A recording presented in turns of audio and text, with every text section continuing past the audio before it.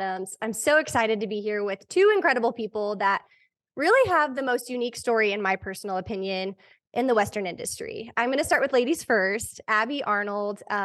We go way back. We talk about a lot how we were friends in high school. We didn't really, we knew of each other. We didn't really get to see each other, even though we lived like 30 minutes to an hour away growing up.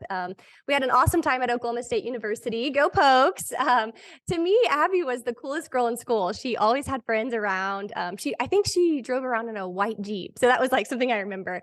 But no, she is one of the original influencers. She's an icon in the industry. All the influencers know her, love her. Her story in itself is incredible. Maybe we can talk about that a little bit on another episode. But joining her today also is her other half, Zach Arnold, as well. Zach is one of the vets at the 4 Ranch, and something that's unique about these two as a couple, is they actually both live and work on the 4 Ranch and can live to tell the stories of the everyday lives there. So without further ado, Zach and Abby Arnold, thank you guys for being on today. Of course. Thanks for having us. We're so excited. Thank you. And for everyone out there, you guys just have to know, Zach literally just got done breeding horses and then stepped right on for this podcast. So you are going to get the unedited, raw version of these two living their day-to-day lives. But before we get started and really dive deep into things, why don't you guys introduce yourselves and give us maybe a fun fact or something that's interesting about you guys? You go first. Oh, gosh. I'm Abby Arnold. I grew up in a really small town in Northeast Oklahoma. I usually just tell people it's the Huska area because everyone knows the Pioneer Woman. I was born in Houston, but like I said, from a really young age, we moved to my family's ranch and started taking over. It was a broodmare operation. I just grew up riding horses, doing all those things in the barn every single day. I went to a really small high school. I graduated with 12 kids. And then I was one of the only kids in my class that went to college. And a lot of people thought I was crazy for that because everyone, if they did go to college, they went to a small one. And I went to OSU, which was huge to everyone back home. It was pretty big. How about you, Zach? My name is Zach Arnold. I grew up in a kind of a small town, not as small as Abby, but a small town down by Corpus Christi, Texas. So down in South Texas. My parents were divorced. I lived with my mom up until I was about 12 years old in town, and then moved in with my dad. So I got introduced to agriculture whenever I lived with him. Grew up helping a really close family friend who kind of introduced me to the agricultural world. They raised crossbred cattle, helped them a lot, and then so that just started my passion with the industry. And then did my undergrad at Texas A&M University, Kingsville, which is down in the Corpus Christi area. And then from there, graduated with a bachelor's of animal science, and then went on to Oklahoma State for vet school and graduated from there, and the rest is history. It is history, and we're going to talk about that in a little bit, but I want to kind of back up and talk about each of you individually growing up, because me being from Northeast Oklahoma as well, I can relate to you, Abby, so much, but what I don't have is the perspective of now having a significant other that grew up so far away with a completely different perspective. So let's talk about the differences that you guys experienced, because Corpus Christi, Texas is a long ways away from Northeast Oklahoma. Oh, yeah. Oh, gosh. I remember whenever I guess we weren't married yet when we moved to South Texas, but whenever I moved there, whenever we were engaged, I would help him like with everyone working cattle. And it was just really different. Like back home, we drag calves, and it's not like they don't drag calves there, but they're a lot more industrialized, I guess is a good word to put it. Like they like put stuff through the chute more than we do. Like it's a lot different. And a lot of the ranches down there are used for hunting as well. Like it's not just cattle operations. They have like a lot of hunting leases and things like that. And then of course the ocean is just crazy. I remember there was one time our lease place was probably like 20-30 minutes from the ocean. And there was one time we broke to get lunch, and he goes, "Let's go to Wada." And I was like, "Oh, okay, yeah, we're going to Whataburger." And then we passed Whataburger, and I was like, "Wait, where are we going?" And he was like, "We're going to the water." And that was like the first time he ever took me to the ocean. And I was like, this is the coolest thing in the world. We got done working cattle at like noon, and then now we're at the ocean. It was just so cool. It's a different world for sure. I would So have loved to be a fly on the wall for that conversation because that's hilarious, especially me being a female. I get hangry. And so I can only imagine, like, we just passed Whataburger and what are we doing? And what's your perspective, Zach? Because you grew up there. You grew up so close to the ocean.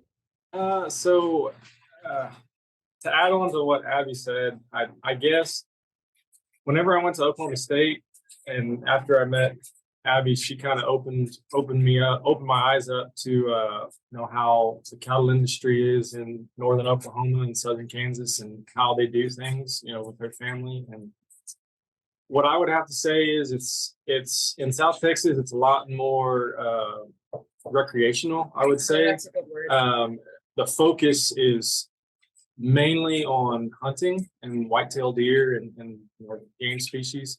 But in that region, there are some of the largest ranches in the country, but they're very few. There's very few of them. I feel like in northern Oklahoma, where Abby's from, there's more of that. So they're more focused on cattle rather than hunting. So our focus, the industry focuses are just a little bit different. There's a lot more. Like I said, there's very, very large ranches, but I feel like there's a lot more on the other end of the spectrum. There's a lot more mom and pops that have 50 cow herds that run their calves through a calf table, and it's just easier for a person that's set up on a smaller scale like that versus where Abby's from, where everybody's a fairly large scale, and they're more uniform. I get everybody kind of on a larger scale, and they're used to dragging the fire and that sort of thing. So just focused a little bit different directions. Oh, without a doubt. And I love that you mentioned the differences because now we get to talk about your love story and how you guys met. And I can only imagine, I know I've heard it in person, but I want the rest of the world to hear it too, because it is so stinking sweet. So I don't know who wants to tell the story or who wants to add in some things, but you guys just tell us, how did you meet? Obviously at Oklahoma State, but we want the details. We want to know everything. Me too. Okay. So we met at Calf Fry back in 2018. Abby, you have to explain what calf fry is for everyone out there.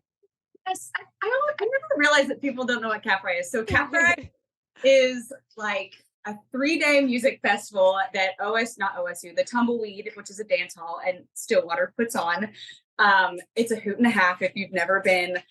They have a lot of big names, but it's usually the week. Gosh, correct me if I'm wrong. Is it the week before finals? Yes, Dead Week.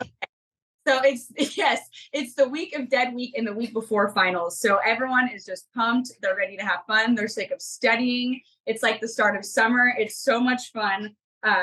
People say it's the Coachella of the prairie. So ooh, I love that. It's a good time. So we were there. We were both dating other people at the time. We met, we didn't really talk. And then about a year later, a little less than a year later, we were both on a certain dating app. And I just remember seeing him and I was like, you do not see cute cowboys like this on here. Like, this is kind of insane. So I swiped, obviously, duh. And it took me a few days of us messaging back and forth to finally give him my number. But it was my birthday. And I woke up that morning and I was like, I'm going to give myself a birthday present today. I'm going to give this cute guy my number. So I gave him my number. We texted for a few days. We met up. Our first date was at the garage. Do you know the garage? Yes, the best burgers. And it was going to be a quick little lunch date. And we ended up being there for like 4 or 5 hours. And we're literally there until they close. And then the rest is history. Here we are. It really is. And I got to know too, Zach, because Abby's perspective is the girls, and I can relate to that most. But what was going through your mind when you guys were talking and when you guys matched, all that stuff? Were you playing it cool or were you inside just secretly fangirling so hard? The latter for sure. Do my best not show very much. I don't want to show her too much emotion because then she get a big head. But I love her to death, and being in there's a lot of veterinarians or future veterinarians that might be listening to this at some point, so they know kind of what I went through and what all the vet students go through. And there's not a lot of time for social life, and and Abby gives me a hard time, but that's just how it is, and that's what it comes down to. So on our special dating app that we were on, I felt like I just hit the jackpot. I couldn't believe that, someone this beautiful was, I linked up with that, that type of person, and I was definitely, I definitely tried the hardest. I think, trying to make sure that I didn't let her get away. So, yeah, I didn't. I made sure I got her tied down. Oh, that is so special. You each found your own unicorns, and it really does take a special type of person, Abby. I'm going to commend you because to be able to put up with the hours of school, the hours of hands-on, and then even being enthusiastic at the end of the day too, that is so, so inspiring and encouraging. So thank you for loving each other the way that you do. It's just speaking life into everyone out there. And speaking of that, we're going to move on to our next question. When you guys were searching for each other and you kind of made your checklist, did you guys picture having an experienced ranch wife or ranch husband? Did you guys want that? Was that something that was necessary? Talk about that. I mean, I will say for me, I did date some guys that weren't like that. And I obviously could tell right off the bat that it wasn't going to work. But I remember being back in like middle school, me and my friends would make checklists. I mean, I don't know if you and your friends did this, but like Oh yeah. checklists of guys that we wanted, kind of like manifesting it. And I remember it was in Mr. Baker's class, and me and my friend Sage and another girl named Abby, we were writing checklists. And I was like, I want a cowboy. I want to be tall. I want to be blonde. I want to be a rancher. And if he's not a rancher, I want to be a veterinarian. And the second Zach and I met, I was like, this is it. Like, I manifested this man. This is everything that I ever prayed I would get. And God sent him to me. And it was just, I don't know. It was just crazy. It was a big deal for me because if you don't grow up in it, but if you don't have any understanding of the lifestyle, then it's really hard to be with a person that, you know what I'm saying? So it was a big deal for someone like that understood a little bit of where I was coming from. Oh yeah. And then Zach, how about you? Was it important to you to have an experienced ranch wife, or did you think you could get a city slicker and kind of train her up? What were you thinking? No. As much as some guys might want that, I knew from the very beginning that that's something of the utmost importance because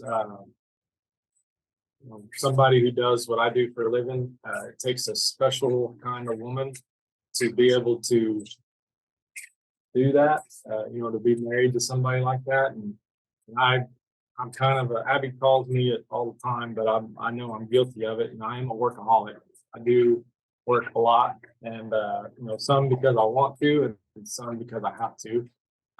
And to be able to come home to someone like Abby who grew up, in a family that did the same things that I'm doing, and she knows the hours and she knows the dedication. That's just icing on the cake. And so I've always known that I wanted somebody like her. That's the only way that I was ever going to survive in a marriage.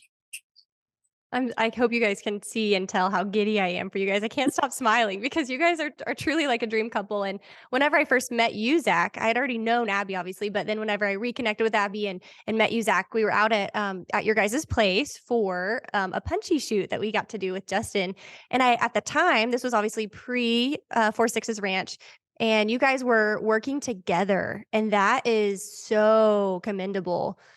Because you were like a travel vet on call, all this stuff. And Abby would jump right on in and be your tech. I'm sure there were days when you both were covered in blood, and that is so inspiring right there. But kind of moving on to our next segment, or the next group of questions that I have for you guys are, you obviously had to start somewhere and you had to get to the 4-6s, and it was a goal. And I know you interned and you had your connections and you tried, but like, this was your moment. You were able to start working at the 4-6s, but let's talk about what got you there. The jobs you had before, both of you, and individually and as a couple both, that really set you up for success here on the ranch today. You were the one that had the big job.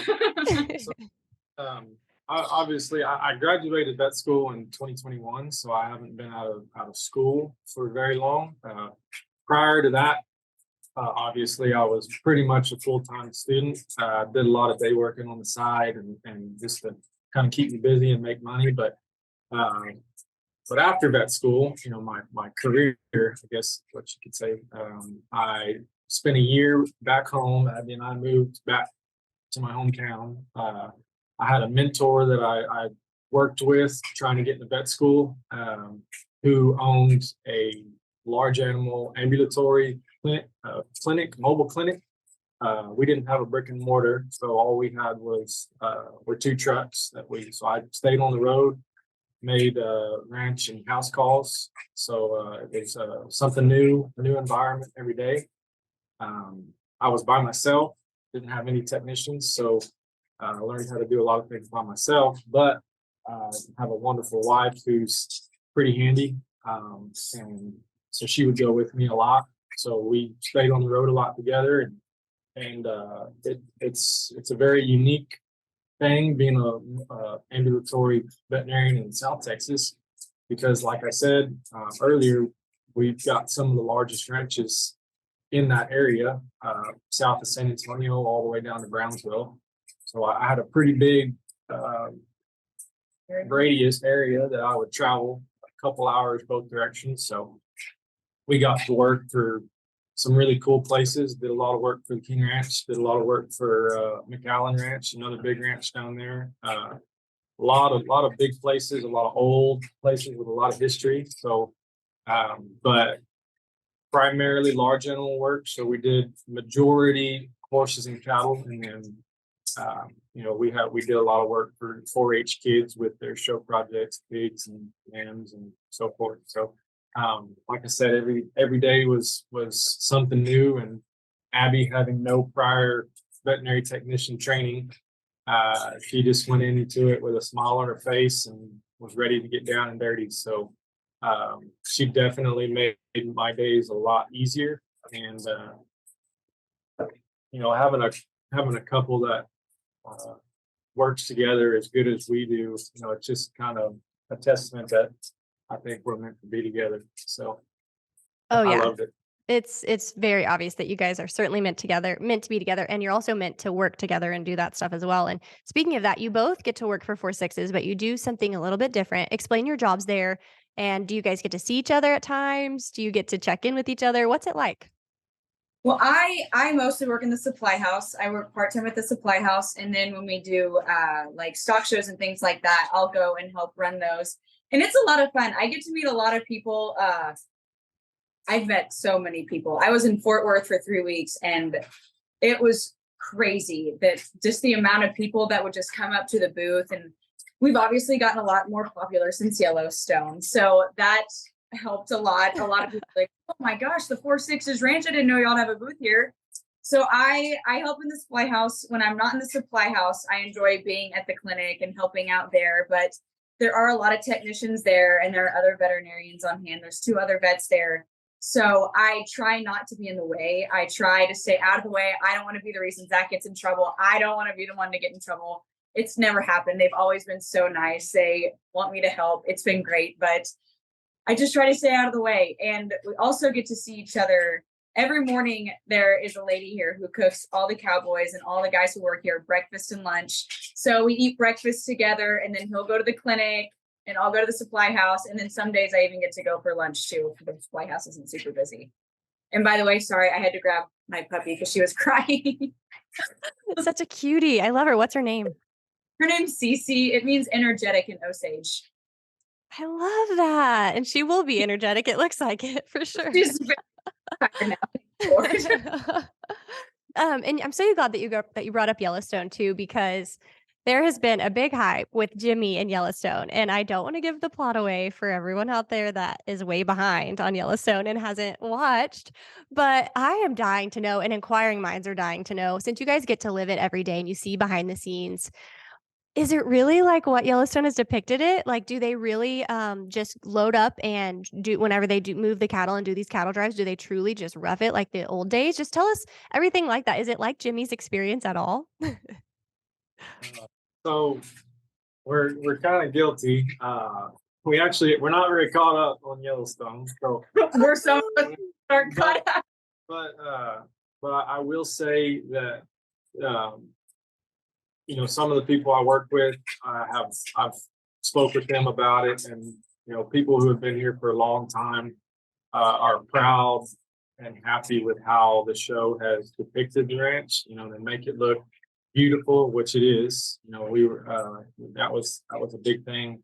But just working here, I can speak for your question. The Four Sixes is a working ranch in the traditional sense, and so everything that you're seeing on the show is what these guys do every day. So you're not making anything up. It's not for show. It's the real deal.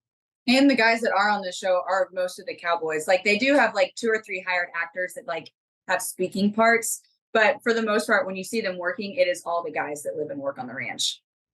That's cool too that they get to kind of have a little bit of glory in the limelight and see how TV is made. And I will commend Taylor Sheridan there. He's done a really good job to preserve the way the Western life is depicted, even though Yellowstone has gone so boomy and has reached the masses. So that's really cool to hear from you guys too. And I've got to ask, there's one scene in particular, and you guys might not know, and that's okay. I'll give a little sneak peek, where someone, I won't mention who, showers where the horses would get bathed in like a horse bathing stall. Does that happen there very often? No, I wouldn't say it does, because the actual barn that Jimmy showers in, because I know what scene you're talking about. Good. It's like 5 stalls down. There's actually apartments there that like the interns live in, and I think they may mention that in the show. Yeah. Let's say, yeah, because if you're like there, then there's actual apartments right there that Jimmy could have gone into to shower. I think it's funny that happened on the show. That's awesome. Okay, well then let's talk about a little bit the behind the scenes for you, Zach. What's it like on your? I would say 9 to 5, but it sounds like it's like 6 to 6 daily. What's it like behind the scenes there as a vet, and what do you get to see? Talk us through the ins and the outs of the Four Sixes Ranch.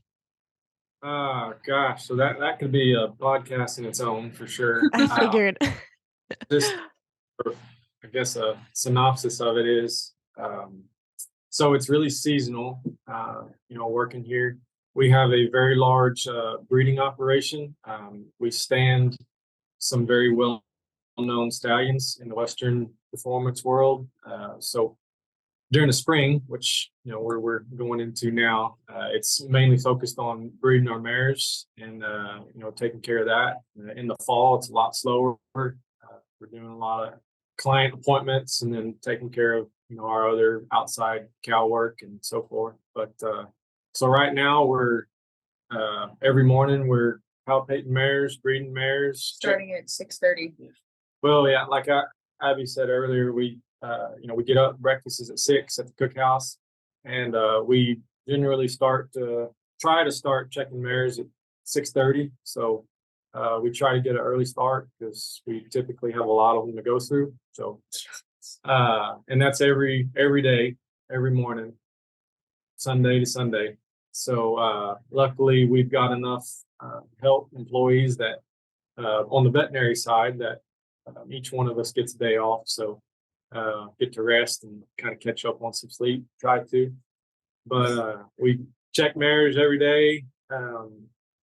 That usually takes up half of our day.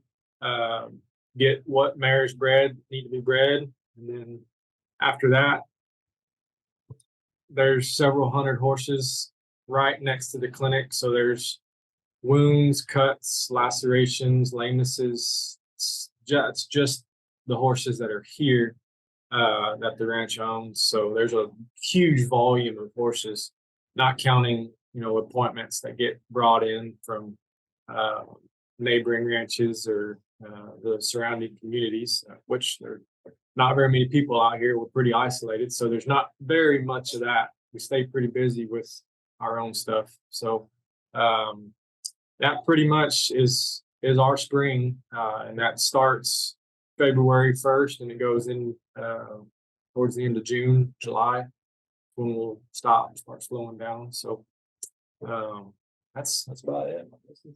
No, I think so. There's Wow. probably a million other things, but that's pretty much it in a nutshell. Well, that's a lot in itself. I mean, you're truly right. We do need to reconvene and have another podcast about just that in general. But I'm dying to know too, Abby, you working in the general store area. Are there tourists that come by, and how busy is it? Is it high trafficked? Oh my gosh, it is honestly. So we're open for people listening. If y'all want to come visit, we are open Monday through Saturday. We open at 7:30, close at 5:30, and then Saturdays we close at noon.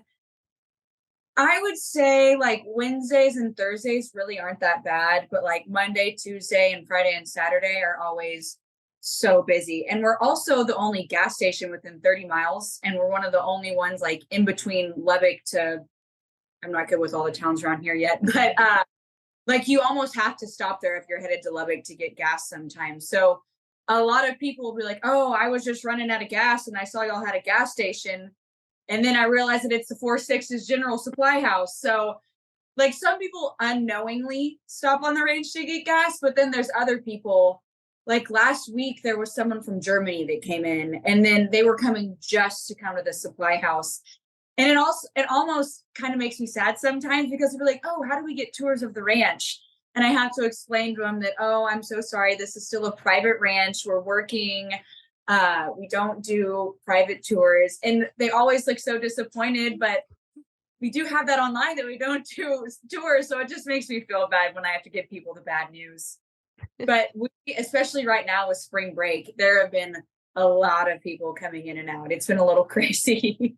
Yeah, that I can see how that can be really disappointing. That's interesting to hear though, that there are several people that come through, and now that you're listening and you hear it, you know that you can stop by too. And it sounds like you want to go on a Wednesday or Thursday whenever it's less busy. You'll get a more intimate experience, it sounds like. But kind of moving on to the next, my favorite part personally of the podcast is more of like the fashion influencing side. And we're going to start with Zach. I mean, Abby has a lot to say about this because Abby is one of the OG influencers, and she's known as one of the original influencers from a lot of the influencers out there now. So that's really incredible. But Zach, I want to start with you personally because you were one of the first to get to wear test our jeans that we're getting ready to launch soon. If you're not aware, just a reminder, we're going to be coming out with some awesome, incredible denim opportunities for the men. And there's different sizes, different styles, all that. But what was it like for you to kind of get to take the limelight for a second as the husband, the influencer husband, and kind of be the influencer to wear our jeans? What was that like? Well, I was on. It was an honor for sure. It's Abby, being married to Abby, gotten to kind of do a lot of things like that. So I'm slowly getting used to it. I don't know if I ever truly will, but so I got to try on the pants. Mm-hmm. They are some of the most comfortable pants I've ever put on. So I would definitely recommend them for sure. But I had a blast. All the clothing, boots, everything was awesome. And it's fun to get to do it. Like I like the photo shoots where it's your actual lifestyle. They're just putting clothes on you, and they don't really y'all don't really tell us what to do. You're just like, oh, wear this, and then just do something natural. It makes the shoots a lot more fun, a lot easier, and you kind of get sad when they're over with. Like I was sad when we got done with y'all's shoot. That was a fun one. It wasn't. We honestly, the crew and I were talking, you guys felt like we were family after you just welcomed us all into your guys's, well, your parents' home, and their ranch and stuff. But I want to go back and talk about that a little bit. You did mention the different things that we were just like, just do it, just go. And that's really important too. You guys were so natural. It was like the camera was just drawn to you. What was it? I don't know. What were some of the things that we had you doing? We didn't ever just say, go do something unnatural, but we kind of were, because we talk about we went through the bullpen. Like that was kind of random. Yeah, the bulls. So Zach's dad, he could talk more about it, but his dad raises a registered herd of beef masters, and his place is large, but not so large that nothing comes to a bucket. Like they're basically his dad's pets, and so they had never been worked with horses before.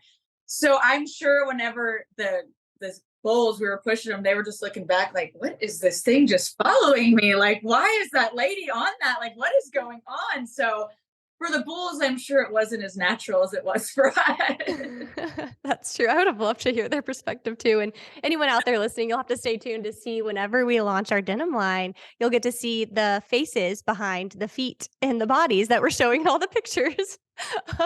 So that's going to be a fun fact for you guys.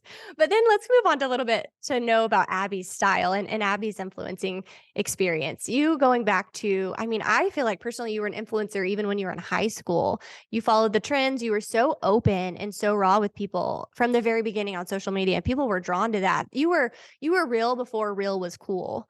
And so talk about your story a little bit and what it's like being for you an influencer. And then yeah, at the end, talk about how it is cool bringing the hubby into it. So it sounds weird, like saying I'm one of the OG influencers, because I remember back in high school, again, with my best friend Sage, who is still one of my best friends, we were sitting in history class and Instagram was the new app. You know what I'm like? I remember when Snapchat came out, like, I feel like I'm old talking about this, but I remember when Instagram came out. And I made an Instagram because I was that younger sister who wanted to do everything her older sister did. So I made an Instagram because my older sister, Lexi, had made an Instagram. And she is just someone who I've always aspired to be. I just think my sister is the absolute coolest person I've ever met in the world. Like, back in high school, we were on the same officer team in FFA. Like, we played the same sports. We just did everything together. So I was like, of course I need an Instagram. My older sister has an Instagram. And I would always steal her clothes when I would want to look cute. So I not blame, but I give my sister the credit for a lot of my style. If you know my sister, Lexi Fogarty, shout out to her. She has the funkiest, coolest style. Like, I feel like I'm a drop in the ocean compared to her style. She is just so cool, and she's everything I strive to be when it comes to like being cool, just being funny, looking like naturally awesome. So I give a lot of the credit to my sister, and that's kind of where it started. I would watch how she got dressed, and then I would want to get dressed just like how she did. And growing up, one of the things we first probably started getting noticed for was our turquoise. We were very blessed to have my grandma and great grandma's turquoise collection that we could wear whenever we wanted to. And they were both native, like we're native, but they were very involved in the tribe. We're all Osage. And I remember, like, even if it was just we were going out to a school dance or going out to a concert, my mom would be like, put this on, like, put this piece of turquoise on, put this ring on, it'll look really good with these colors. So my mom and my sister and my grandmothers have both been huge influences in my life when it comes to fashion. And I just remember being like a senior in high school, probably freshman in college, and people started messaging me asking about my turquoise. And it was at that point in time where I was like, oh, a lot of people don't actually know like the meaning behind squash blossoms or where turquoise come from, and that it's a stone that's mined, and it's things like that. So I always advocate for buying genuine turquoise. Like, I get starting with some fake pieces. I do understand a lot of women and girls start with that, but I think it is such a big deal if you can save up the money and actually buy from makers and small artists and Native Americans and things like that, because they're who we got all the art from. Like, it all started with them. So that was just one thing where it was like a teachable moment. And then when we got to college and OSU, it is an ag college, but we were both in sororities. We get like, not everyone grew up with an ag background and they don't know how it is. Gosh, I remember when I lived in house, my friend Cooper and I were watching the Hannah Montana movie, and she looked at me and was like, Abby, that's how I imagine your life is when you go home. Like Miley riding a horse in the pasture. And I was like, no, that is not. And that was another teachable moment where it's like, people don't realize like what we do on a day-to-day basis. They don't see how we actually dress. Like, we'll go to the barn in our pajamas. Like, we don't always have to be in jeans and like boots and stuff. Like, it was just meeting people that didn't grow up that way made it like a teachable moment for me. And then I think that's when I started getting on Instagram and started actually talking about my life on there. And that's when I connected with people on Instagram, like Lane George and Marika, even though she's from so far up north, like all those people. And I would say, if we're talking about influences for me, Rachel Joy or Rachel McGinn, she is someone that I have always looked up to whether it be like lifestyle, fashion, motherhood. she always just looks like she has it going on, which I'm sure behind the scenes she probably doesn't. But even when she doesn't, she's honest about that, you know? And Oh, that's just yeah. something I admire about her is she's always been one of those influencers that's a good, like you can be an influencer and not be a good influence. And watching her, and then now we have nieces, which I've been married into, thankfully. It's just, you don't want to just influence someone, you want to be a good influence on someone. Like Rachel, she posted something years ago, but it's always stuck with me. It was around NFR time. And she was talking about like how you don't have to show all this skin to be noticed, and that you could still look modest and look beautiful and things like that. And that has just always stuck with me. So that's just something whenever I put clothes on, like if I'm wearing shorts, I try to put on a cardigan that covers the booty area. Or if I'm wearing a crop top, I'm wearing pants that cover everything. Like I'm always trying to, even if I'm showing a little bit, I always try to be modest about it. And I want to be a good influence. So another thing I always also tell people is you have to be kind to everyone you meet, because you don't know, one, you don't know what that person's going through in their day-to-day life, but then you also don't know in 5 to 10 years from now what they're going to be. Like when we met in high school, I didn't know you would be working for Justin's Boots. You know what I mean? True. Like Yeah. it's just things like that. Like you always have to be kind to others, because they could be your boss. They could be the next Yes. thing. They could be a celebrity. They could be an athlete. You never know what that person is going to turn into when they get older or decide what they want to be when they grow up. So it's different being an influencer, but also being a good influence. I guess if that makes sense. That was probably just word mumbo jumbo. No, that's so well said. I'm glad you said that. And that's what makes you unique and sets you apart, because there are a lot of girls out there that are just in it for the fame and the money and for them and for getting all these contacts. But when you go back to the core and you find out your reason why, the reason why you post stuff every day, that means so much. And people respect you so much more for that. So thank you for being true and authentic and your fun self. Like you are so fun. And I want to go back to talk about Lexi for a second too. When I first met her at one of our little photo shoots that we did way back in the day for a boutique, holy cow, I was like, I left feeling like, oh my gosh, I want to be her. Like, I don't know who she is or what she does or anything about her, but like, I'm going to be her. It's just because she's fun. She's the life of the party. She made everyone laugh. So that's Yes. awesome. Thank you for being yourself and for really speaking your passion about that. But I think now it's time to have a little bit of fun. Are you guys ready to play a game? Do it. So I want to play a game that's similar to what you would see at a wedding, but it's going to be one that's fun. We're going to get to know about you guys on a more personal level. And if anyone has any more questions, they can go and always ask you more questions afterwards. We'll plug your social media. So to get started, I've got to know who made the first move. That's awesome. Who said I love you first? On accident. Yes. Who's the better cook? For Oh, sure. hesitation though. Do you cook anything good, Zach? What do you have a specialty? When was the last time you cooked? I'm fifth on that one. Good call. That's a you know what? Try. Okay, good. Oh my goodness. Okay, who out of the two of you is most likely to wear full quill ostrich boots? Oh, probably me for sure. Ooh, yeah, loud style. Love it. Who's the better driver? Definitely. Ooh, okay, better kisser. I've never kissed myself though, so Ooh. Zach, you were looking, but I didn't see you point. Let's point. You got a point. I'm gonna say her. oh, I could tell the hesitation there. That's hilarious. Okay, who's more likely to wear a waterproof work boot, like a boot that's waterproof? no. Out in the elements. That makes sense. Who has a better fashion sense? No. I picked this shirt. Oh my gosh. He came in with the shirt that was covered in poop. We put him in this just now. Hey, it's a punchy shirt. It looks good. Way to go, Abby. Thank you. Got it. Who is more likely to stay late at work? You answered this one in the podcast. Workaholic over there. Who plans the best date nights? Ooh, good. Okay. Who looks the best today, right now? Be honest. Probably him. Oh, Abby. No. That's funny. Okay. Who is more likely to wear a roper boot or a round toe cowboy boot? Probably you. Yeah. Yeah, the OG round. Who loves reading the most? He's read all of the Harry Potters and all of the Lord of the Rings and things like that. Oh my His gosh. Punchy Potter.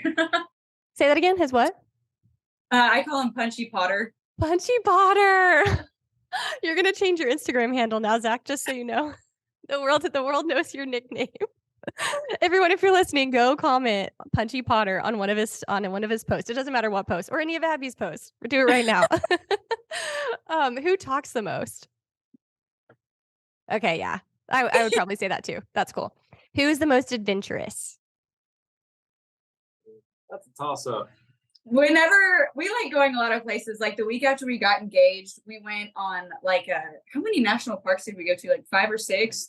We like traveled all around Texas and went to all of the parks and stuff like that. And But I planned that. yeah, he So planned it. I'm gonna take He planned it. It was a lot of fun.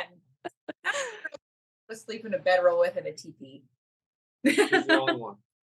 Oh my gosh. Yeah. True love right there. I don't know that I would. Maybe just to say that I had done it, but no. It was so much fun. 10 out of 10 recommend. It was so fun.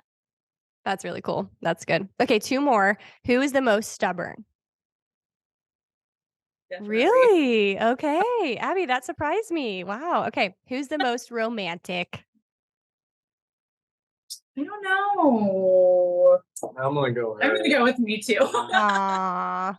I can relate to that. I'm a hopeless romantic. So that's awesome, Abby. And for those of you out there that didn't get to hear the responses, you just got to hear silence, go on and go to our website at www.justinboots.com/kick-your-boots-up and check out the different answers that they had for each other. It's really interesting to see their perspective, and they know each other so well. So also, you guys are such good sports. Thank you, Zach and Abby, for letting us pick your brains a little bit about life, about fashion, about 4 Sixes Ranch. Thank you for letting us even talk about Yellowstone. At this point, I'm sure that's like the main question that comes up. So thank you for letting us do that. And I know that you guys are so busy. So thank you again from the bottom of my heart for taking the time out of your busy schedules to sit with us and share your stories. Before we go, though, I want to give everyone out there the chance to follow you guys personally, and then also follow along and visit your website at 4 Sixes. So guys, give yourselves a shout out. Where can we find you on social media? I mean, my Instagram, actually all of my handles are at @rockhardabs. It's a play on the name Abby. I don't have abs. Don't get excited when you follow me. I'm not a fitness guru, but it's rock_hard_abs with 3 B's. And Zach, what about you? I don't know my Instagram. I think it's Zach Arnold 16. I'm guilty. I really don't know. Oh, we're gonna look real fast. Maybe we can leave it here for you guys at the bottom of the screen. Yeah, oh, Zach Arnold 12. Zach Arnold 12. 12. Is 12 a special number? He graduated from high school. That's the year I graduated high school. Yeah, I Okay. guess that's wrong. Yep. There you go. Well, if you can't find him, just follow Abby. She's awesome. You'll find him through there. You're never going to be boring. I will say that if you follow an account named Rock Hard Abs, you're bound to have a really fun experience. She's real. She's raw. I'll plug her chain there. She's just like one of the coolest girls that you'll ever follow and ever meet and come in contact with. So you guys definitely want to do that. Follow both of them. But then on the 4 Sixes side, let's talk about that. Where can they go to find out more information, plug their website, social media, whatever you guys want to do? We have there's the actual 4 Sixes website, and I believe it's just 4sixesranch.com. And there you'll find all of the history of the ranch, like how it became the 4 Sixes, and it wasn't a card game. A lot of people like to say it was a card game. It was not. So that's where you can find like the history of the brands, the history of the families who have owned the place, the services that are provided. And then if you want to buy some things from the ranch, you can do it's shop and then do 4sixesranch.com. And that's where you'll find the Supply House website. And we also sell beef, and you can find it from that website as well. Wow, you guys have everything going on. That's really incredible. And so that means, when you purchase something from the 4 Sixes, it's been personally packed by someone there. So you're going to be getting like the local feel with a bigger brand. So that's really, really cool too. And that goes a long ways. Well, guys, thank you so much for allowing us to take your time. I hope everyone out there has learned so much. I know they have. If you guys are listening and you have more questions, feel free to comment below or go to specifically to Abby and Zach's pages, get to know them as people. And until then, I hope you guys continue to kick your boots up.